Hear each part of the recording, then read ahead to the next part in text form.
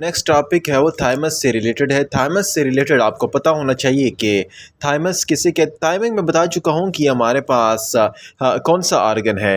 Thymus हमारे पास maturing organ है और ये हमारे पास मैच्योरेशन करता है। और किसकी मैच्योरेशन? टी सेल की मैच्योरेशन करता है। इसकी लोकेशन की अगर बात की जाए, it is located antero at the antero superior of मेडियस्टीनियम।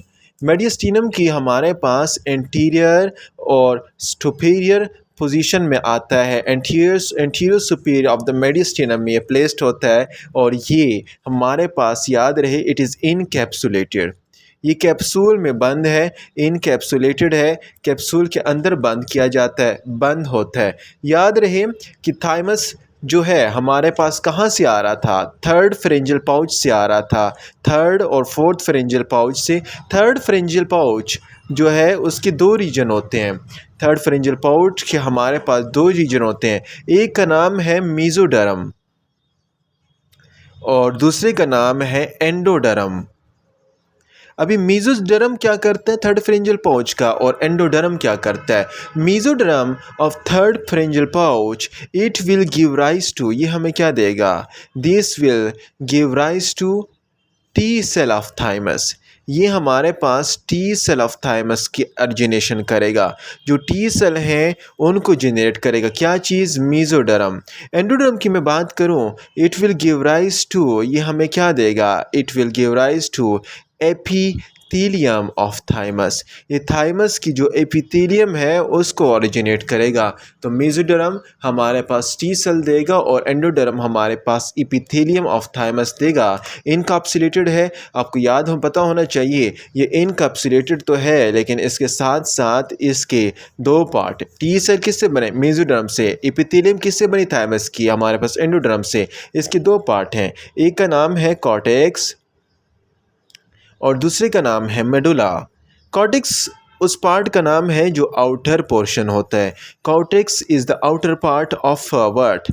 Cortex is outer part. ये हमारे पास आउटर पार्ट ऑफ थाइमस है, जहाँ पर क्या मौजूद है? It consist of immature T cell. इसमें हमारे पास इमेच्योर टी सेल है, जबकि हमारे पास जो मेडुला है इसमें क्या है? इसमें हमारे पास मैच्योर टी सेल है। इसमें हमारे पास मैच्योर टी सेल हैं। उसके साथ साथ हमारे साथ कुछ कार्पसल्स भी पाए जाते हैं जिसे हम कहते हैं हेसल्स कार्पसल्स। कहाँ पर? मेडुला में। मेडुला में हेसल कार्पसल्स हुए और कॉर्टेक्स में हमारे पास इमेच्योर टी सेल हुए। ये इसकी क्या होती है? ये इसकी कंपोजिशन है। याद रहे कि जो हमारे पास छोटा बच्चा होता है, न्यूनेट जो होता है, न्यूनेट कि थाइमस की मैं अगर बात करूँ, न्यूनेट का जो थाइमस होता है वो सेल शेप्ड होता है। न्यूनेट का थाइमस हमारे पास क्या होता है? Cell shape. सेल शेप का मतलब यह है कि ट्रायंगल शेप होता है, ट्रायंगुलर शेप होता है। और याद रहे कि साथ साथ कभी कभार हमारे पास इस कंडीशन में हमारे पास थाइमस में कुछ इब्नॉर्मेलिटीज़ भी आती हैं। कौन कौन सी इब्नॉर्मेलिटीज़ है? सबसे पहले में अगर थाइमस अगर आपके पास नहीं बन रहा तो उसे क्या कहते हैं? Hypoplastic thymus. हाइपोप्लास्टिक थाइमस किसे कहते हैं? हाइपोप्लास्टिक थाइमस हर उस थाइमस को कहते हैं जिसमें हमारे पास क्या होता है? एब्सेंट होता है, absent in which there is absent thymic shadows, जिसमें थाइमिक की जो शेडोज़ हैं, जो थाइमस के जो नॉर्मल सेल्स हैं वो नहीं बन रहे और ये हमारे पास एब्सेंट होता है। और ये कंसल्टेड है severe combined immune deficiency syndrome में। और साथ साथ इसके साथ साथ मैं अब पढ़ा चुका हूँ डाइजॉर्ज सिंड्रोम, जिसमें फ्रेंजियल पाउचेस नहीं बनते, उससे रिलेटेड है। तो हाइपोथैलेमिक थाइमस में हमारे पास एब्सेंट होते थाइमिक शेडो, मतलब टी सेल वगैरह की मैच्योरेशन नहीं होती है और इन सिंड्रोम से कंसल्टेड है। लेकिन याद रहे एक दूसरी कंडीशन है, उसमें क्या हो जाता है? उसमें नियोप्लाज्म हो जाता है। उसे क्या कहते हैं? थाइमोमा। थाइमोमा एक कौन सी कंडीशन है?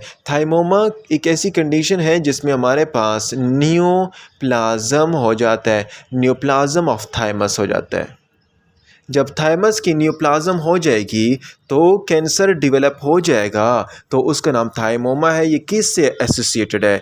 दिस कंडीशन, ये जो कंडीशन है, this is associated with what?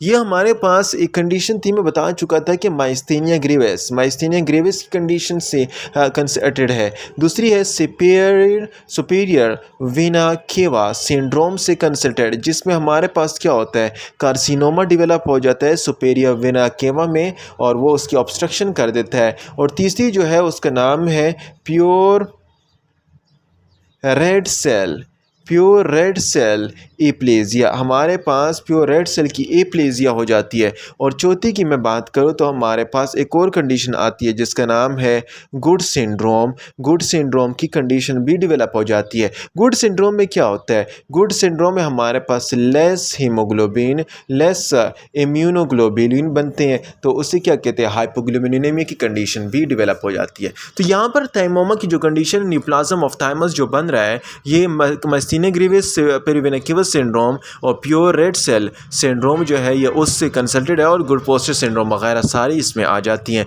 तो this is all about thymus किसे कहते हैं, और थाइमस हमारे लोकेशन क्या है, इनकैप्सुलेटेड आउटर रीजन को कॉर्टेक्स कहा जाता है, इनर को मेडुला कहा जाता है। कॉर्टेक्स में इमेच्योर सेल है, मेडुला में मैच्योर सेल्स हैं। और थर्ड फ्रिंजियल फॉल्स का मेसोडर्म और एंडोडर्म। मेसोडर्म हमारे पास टी सेल ऑफ थाइमस देता है, एंडोडर्म हमारे पास एपिथेलियल ऑफ थाइमस देता है। हेसल ग्रेन्यूल्स कार्पस्कुलर हमारे पास पाए जाते हैं मेडुला में। न्यूनेटा का थाइमस जो है वो ट्रायंगुलर सेल शेप्ड है। हाइपोप्लास्टिक थाइमस किसे कहते हैं, जब एब्सेंट ऑफ थाइमिक शेडो हो, जिसके कहते हैं सीवियर कंबाइंड इम्यूनोडेफिशिएंसी सिंड्रोम या डायजियर्ड सिंड्रोम भी कहा जाता है। थाइमोमा किसे कहते हैं, न्यूप्लाज्म ऑफ थाइमस जब डेवलप हो जाए, जो हमारे पास एसोसिएटेड होते हैं माइस्थेनिया ग्रेविस से, सुपीरियर वेनेकिवा सिंड्रोम से, प्योर रेड सेल से, और गुड पोस्चर सिंड्रोम या गुड सिंड्रोम से कंसल्टेड है। This is all about thymus. अगला जो टॉपिक है वो सेलुलर कंपोनेंट के बारे में, कि इनेट इम्यूनिटी किसे कहते हैं, एडाप्टिव इम्यूनिटी किसे कहते हैं, और उसके बाद मेजर हिस्टोकम्पैटिबिलिटी कॉम्प्लेक्स किसे कहते हैं।